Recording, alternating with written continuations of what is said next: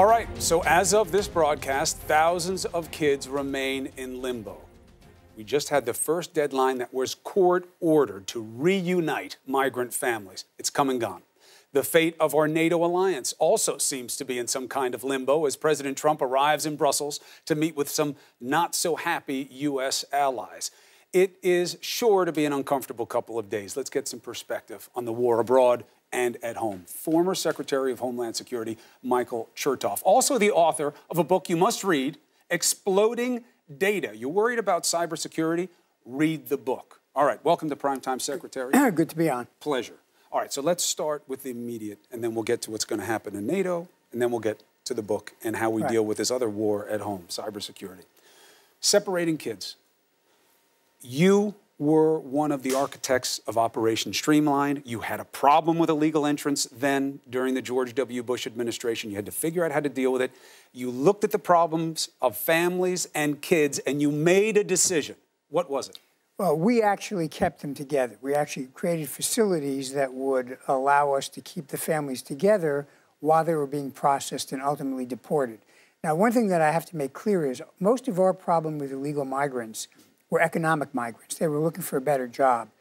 Now we have a different sort of migrant. We have people who are seeking asylum. They're actually fleeing from violence and disorder in their home countries, usually in Central America. Mostly fakers, we're told. Was that your experience? No, I think asylum seekers, they're not all telling the truth, but I think a lot of them do flee. Now, some of them are not qualified under the existing law, but many of them believe they may be, and certainly they've got a fair shot. And basically what happens is the Border Patrol makes an initial determination about whether they have a credible basis or not.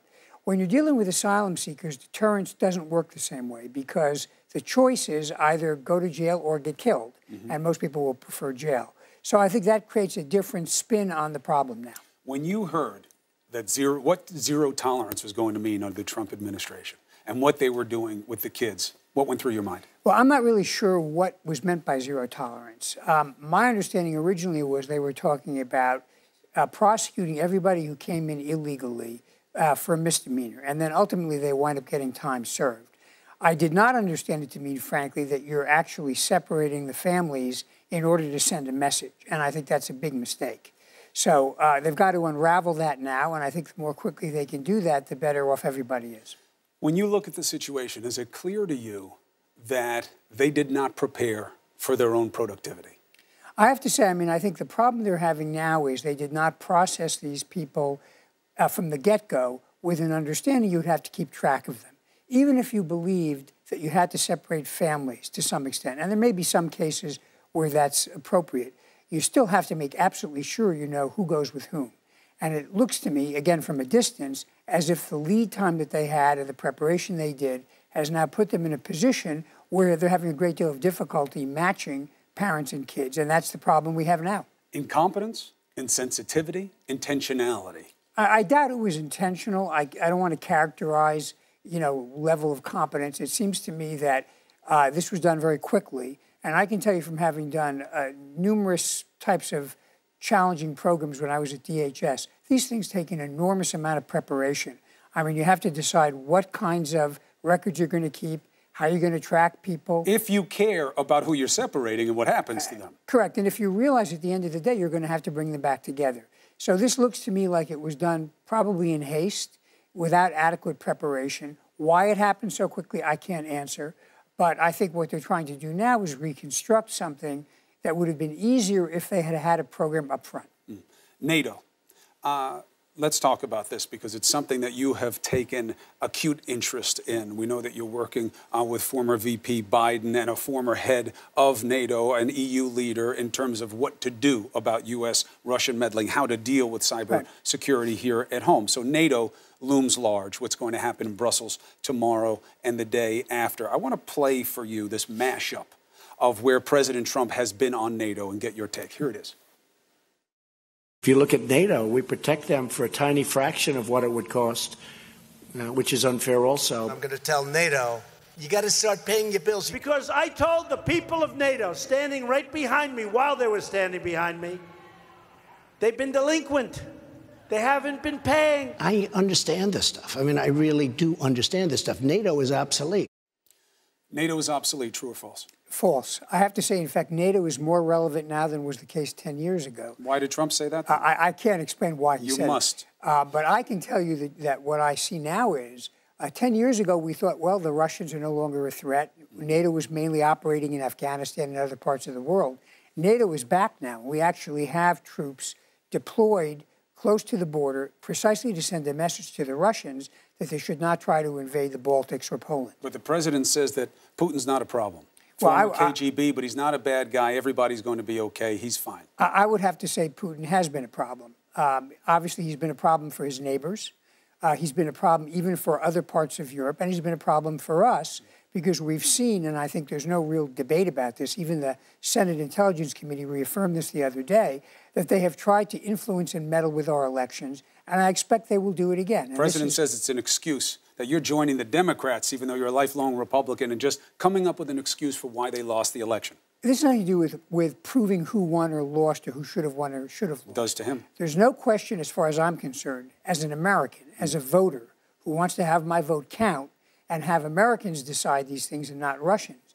There's no question in my mind that the Russians have conducted information operations to try to affect our social cohesiveness and our elections. And by the way, not just with us. This has been going on in Europe for a decade. Sure. It's not news. So the idea of this summit, the summit in Singapore with Kim Jong-un was really mostly upside for President Trump just because he made it happen. This seemed like a remote possibility at best. It happened. How he handled the situation and the rights abuses and the despotic nature of that regime, fair criticism. Here, however, the bar, I believe, is different. I want your take, though it matters much more.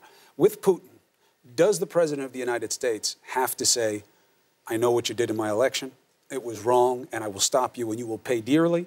What you did in Crimea is wrong. You got to get out. I'm part of NATO. They're afraid of you because of this. You shot down that plane, MH17. It doesn't stand on my watch. Must he talk tough? I think the president absolutely has to lay down some very clear red lines along what you've just said. He's got to make it clear that occupying parts of the Ukraine is not acceptable. Shooting down a civilian airliner is not acceptable. Meddling with elections or social fabric here in Europe is not acceptable. And not just that we're going to criticize it, but we have troops on the line. NATO is going to stand together and we're going to defend ourselves. Now, that doesn't mean we can't talk to the Russians. Even during the heat of the Cold War and the height of the Cold War, we did have conversations. And there are some areas where we can have a discussion about what we can agree upon, what we disagree. But this is the important thing, Chris. You've got to understand in your own mind what you can give and what you can't give. And ironically, one of the president's criticisms of the Iran deal was that President Obama was so eager for a deal, he closed his eyes to problems. And that's certainly not a mistake we should repeat here. Now, of course, they're going to have that private meeting. And you can almost feel what's going to happen, Secretary. They're going to go in. Trump is going to come out. He's going to say, I said this, this, and this. And within a matter of hours, if not days, it's going to leak from the Kremlin side that none of it happened. And we'll deal with it unfolding then. That's why so many of us are going. I want to be there, put my own eyes on it. Now, problem back here at home. How to deal with cybersecurity. You wrote this book. There is a theme in it that is very counterintuitive. You say, don't worry about Big Brother, the government, coming in stealing our data, although a real risk and something we have to deal with in private and public sector. You say, worry about Little Brother. Worry about yourself and how you behave on the internet and what you put out there, that is one of the keys to our complaints. How so? And not only what you put on the internet, but what everybody else around you put on the internet. In other words, when you go out and people upload pictures of you, or you buy something at the store and your credit card data winds up being sent to a credit card broker, or you've got locational information coming as the exhaust of your cell phone, all of this gets collected and gives a picture of your daily life far more detailed than the government could ever want or hope to do. So is it all about us, or does there have to be law as well? I think there has to be two things. I think we have to take some responsibility for what we sign up for and be careful about it and be mindful. But I do think we have to level the playing field with some laws. You know, 100 years ago, when photography was invented, it created new threats to privacy, and ultimately the law changed. Interestingly, Chris, right now the Supreme Court has taken some cases that have demonstrated they're now beginning to look at whether the law has to change again. The Carpenter case with the police about their needing a warrant to get your cell data. Exactly, because what the court's now saying is, you know, it's not just about keeping your data hidden, it's about who controls the data after it's been collected.